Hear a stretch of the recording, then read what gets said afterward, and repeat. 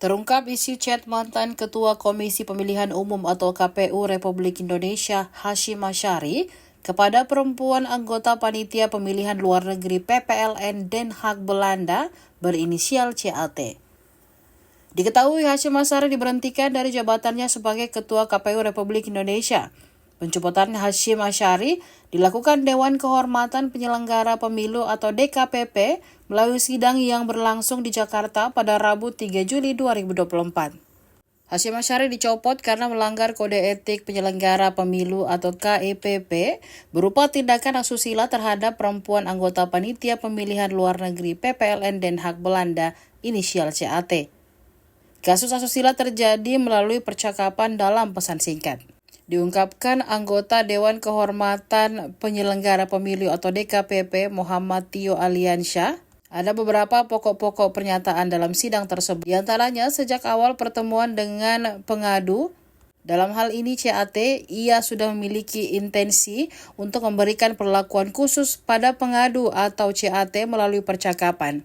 Ia juga kerap kali menyebutkan pandangan pertama turun ke hati dan juga sejumlah emoji peluk. 4.1.2 bahwa teradu diduga tidak menjaga asas profesionalitas dan tidak berpedoman pada prinsip proporsional dan profesional dalam tindakannya sebagai berikut. 1. Teradu tidak menjaga rahasia yang dipercayakan kepadanya karena mengirimkan data informasi yang diperoleh dalam wewenangnya sebagai Ketua KPU yang diketahui sifat kerahasiaannya dari ungkapan for your eyes only. Video bukti P6. 2. Bahwa teradu merencanakan agenda pribadi untuk berjalan berdua bersama pengadu dalam perjalanan dinas di Amsterdam sejak jauh hari. Teradu secara terang benderang menunjukkan tindakan aktif untuk meminta jalan berdua saja dengan pengadu di tengah kegiatan penyelenggaraan pemilu di Amsterdam. Video bukti P7, bukti P8. 3. Bahwa teradu terindikasi kuat melakukan kekerasan seksual, yaitu eksploitasi seksual dan atau pemaksaan hubungan seksual pada saat BIMTEK PPLN di Belanda, yaitu pada tanggal 3 Oktober 2023 di Hotel Van der Park, Amsterdam. Video bukti P15A, bukti P15B, bukti P15C, bukti P16, bukti P20, dan bukti P21. 4. Bahwa teradu menyusun dan menandatangani surat pernyataan tertanggal 2 Januari 2024, video bukti P9, yang berisi janji-janji yang terlebih dahulu didiskusikan bersama-sama. Surat pernyataan tersebut merupakan titik puncak dari seluruh janji yang pernah diucapkan oleh teradu pada saat menenangkan pengadu sebelum dan pasca peristiwa 3 Oktober 2023 di Hotel Van der Park, Amsterdam. 5. Bahwa teradu menyalahgunakan wewenang menggunakan fasilitas negara untuk kepentingan pribadi dalam rangka merayu pengadu dengan menggunakan kendaraan dinas Fortuner Warpri menggunakan plat dinas Polri pada 9 Maret 2024, video bukti P10A dan P10B. 6. Teradu tidak melaksanakan tugas sesuai jabatan dan kewenangannya dengan menyuruh bawahannya di lembaga KPU RI untuk melakukan pekerjaan di luar dari lingkup penyelenggaraan pemilu, yaitu dengan menyuruh bawahannya untuk membeli 1 unit monitor dengan mengatasnamakan Novan KPU pada tanggal 29 November 2023, video bukti P11. Berdasarkan uraian fakta tersebut, teradu terbukti secara sah dan meyakinkan melakukan pelanggaran asas profesionalitas dan tidak berpedoman pada prinsip proporsional dan profesional. Teradu terbukti tidak menjaga keseimbangan antara kepentingan pribadi dan kepentingan umum, di mana teradu mencampur adukan kepentingan pribadi untuk memenuhi syahwatnya dengan penyelenggara pemilu. Teradu terbukti melakukan penyalahgunaan tugas, wewenang, dan jabatan dan tidak memelihara dan menjaga kehormatan kredibilitas lembaga KPU. 4.2. Menimbang jawaban dan keterangan teradu pada pokoknya, menolak seluruh dalil aduan pengadu pada angka 4.1. Teradu menyatakan telah melaksanakan tugas berpedoman pada asas prinsip mandiri, jujur, adil, berkepastian hukum, tertib, terbuka, proporsional, profesional, akuntabel, efektif, dan efisien sesuai dengan ketentuan pasal 3 Undang-Undang Nomor 7 Tahun 2017 tentang Pemilihan Umum, sebagaimana diubah dengan Undang-Undang Nomor 7 Tahun 2023 tentang penetapan peraturan pemerintah pengganti Undang-Undang Nomor 1 Tahun 2022 tentang perubahan atas Undang-Undang Nomor 7 Tahun 2017 tentang Pemilihan Umum menjadi undang-undang dalam melaksanakan seluruh tahapan pada pemilu tahun 2024.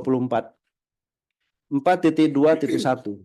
Terhadap dalil pengadu pada angka 4.1.1. Teradu menyatakan sepanjang dalil-dalil yang mengaitkan antara kepentingan pribadi teradu dengan kebijakan yang menurut pengadu melemahkan eksistensi perempuan di ruang publik adalah dalil yang tidak benar dan dengan demikian wajib ditolak. Bahwa kebijakan dalam penyusunan peraturan KPU nomor 5 tahun 2022 tentang perubahan atas peraturan KPU nomor 8 tahun 2019 tentang tata kerja KPU, KPU provinsi dan KPU kabupaten kota dengan kepentingan dan motif pribadi teradu merupakan penalaran yang amat tidak wajar yang dibangun oleh pengadu terhadap teradu. Bahwa kebijakan penyusunan peraturan KPU adalah kebijakan yang bersifat kelembagaan dan tidak dapat dilekatkan pada keberadaan teradu secara personal. Setiap kebijakan dalam penyusunan peraturan KPU dilakukan melalui rapat pleno dan artinya bersifat kolektif kolegial, serta menjadi sebuah tindakan yang tidak dapat dikaitkan dengan diri personal seseorang dalam lembaga KPU. Bahwa tuduhan pengadu seolah menempatkan KPU sebagai lembaga yang dipimpin oleh seorang kepala dengan sifat perintah yang mutlak dipegang oleh kepala tersebut. Dalam KPU digunakan istilah ketua, sebagaimana lembaga yang dipimpin secara kolektif kolegial. Demikian halnya terkait pasal 8 ayat 2 huruf A PKPU nomor 10 tahun 2023 tentang pencalonan anggota DPR, DPRD, Provinsi, DPRD, Kabupaten Kota telah dilakukan melalui berbagai tahapan pembentukan peraturan perundang-undangan dan yang pada akhirnya diputuskan dalam rapat pleno KPU dan karenanya menjadi tidak ada kaitannya dengan tuduhan yang ditujukan kepada teradu. Faktanya, teradu selaku ketua KPU telah ada upaya untuk memperbaiki ketentuan tersebut dengan menyiapkan draft usulan kepada Komisi 2 DPR RI dan disampaikan kepada Komisi 2 DPR RI bukti T1. Dan telah mengajukan permohonan rapat dengan pendapat ke Komisi 2 DPR RI bukti T2 serta telah melaksanakan konsultasi dalam RDP yang menghasilkan kesimpulan atas RDP tersebut pada tanggal 17 Mei 2023 bukti T3. Berdasarkan uraian fakta tersebut terhadap sepanjang dalil-dalil yang mengaitkan antara kepentingan pribadi teradu dengan kebijakan yang melemahkan eksistensi perempuan di ruang publik adalah tuduhan dan dalil yang tidak benar dan dengan demikian wajib ditolak. Berkenaan dalil bahwa teradu melakukan pendekatan dan adanya perlakuan khusus dengan menggunakan relasi kuasa kepada pengadu. Dalam hal ini teradu menyatakan dalil tersebut tidak benar, subjektif, cenderung manipulatif, dan karenanya wajib ditolak. Bahwa pertemuan di antara teradu dan pengadu terjadi pada saat BIMTEK PPLN di Bali saat kegiatan Jalan Sehat pada tanggal 31 Juli 2023. Dalam perbincangan awal pada pertemuan tersebut, tidak ada sama sekali terbersit dalam benak teradu untuk merayu apalagi hingga merayu pengadu agar mau membina hubungan asmara dengan teradu. Tidak benar bahwa teradu menyatakan kondisi keluarganya teradu sedang tidak baik-baik saja dan dalam proses perceraian. Faktanya justru pengadulah yang pada saat itu berupaya dekat dengan teradu dengan bercerita hal yang sesungguhnya bersifat personal seperti soal keluarga pengadu kepada teradu. Berkenaan dalil mengenai perlakuan khusus yang mengistimewakan pengadu karena tidak merespon ketua PPLN Den Haag sehingga harus meminta tolong terlebih dahulu pada pengadu agar mendapat respon adalah dalil yang mengada-ada dan nyatanya tidak sesuai dengan isi percakapan pengadu dengan ketua PPLN Den Haag bukti P5. Faktanya, Ketua PPLN Den Haag juga sering berkomunikasi dengan teradu. Adapun komunikasi antara teradu dan pengadu adalah untuk urusan-urusan PPLN dan justru pengadu yang faktanya sering meminta tolong kepada teradu menguruskan beberapa hal yang berkaitan dengan urusan PPLN Den Haag. Dengan demikian, dalil aduan pengadu berkenaan dengan proses pendekatan dan rayuan dari teradu yang memiliki tendensi adanya perlakuan khusus dengan menggunakan relasi kuasa kepada teradu adalah dalil yang tidak benar, subjektif, cenderung manipulatif, dan karenanya wajib ditolak. Terhadap dalil bahwa teradu memberi perlakuan khusus kepada pengadu dengan memesankan kamar hotel dan tiket pesawat untuk ikut serta dalam perjalanan dinas ke Singapura, bukti P4A, teradu membantah dalil tersebut. Faktanya pada saat itu pengadu meminta kepada teradu untuk diberi kesempatan mencermati dan mempelajari bagaimana pelaksanaan kegiatan BIMTEK PPLN di wilayah lain, tepatnya yang sedang dilaksanakan di Singapura, agar dapat mempersiapkan dengan baik sebelum pengadu melaksanakan BIMTEK di wilayah yang pengadu menjadi tuan rumah pada waktu yang akan datang. Permintaan tersebut disertai permintaan tolong dari pengadu agar bisa dipesankan tiket pesawat dari Jakarta Singapura dan Singapura Jakarta pulang pergi. Kemudian, teradu memfasilitasi keinginan pengadu dengan meminta tolong kepada staf teradu untuk memesankan tiket pesawat dan hotel yang digunakan pengadu. Bahwa tiket pesawat maupun hotel tersebut ditanggung oleh teradu pribadi, tidak menggunakan anggaran KPU. Bukti T4.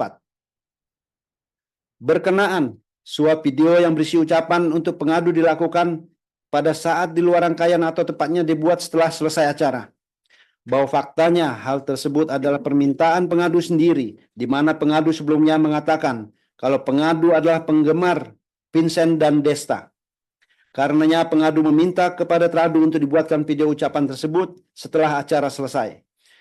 Bahwa pada saat video dibuat, Betty Epsilon Idrus selaku anggota KPU juga berada bersama dengan teradu dalam video tersebut. Dengan demikian, dalil aduan pengadu yang menyatakan proses pendekatan dan rayuan dari teradu secara terang-terangan di hadapan publik dalam acara-acara yang sifatnya kedinasan, sehingga membuat pengadu merasa risih dan tidak nyaman adalah dalil yang tidak benar, cenderung memutarbalikkan fakta, dengan demikian wajib ditolak.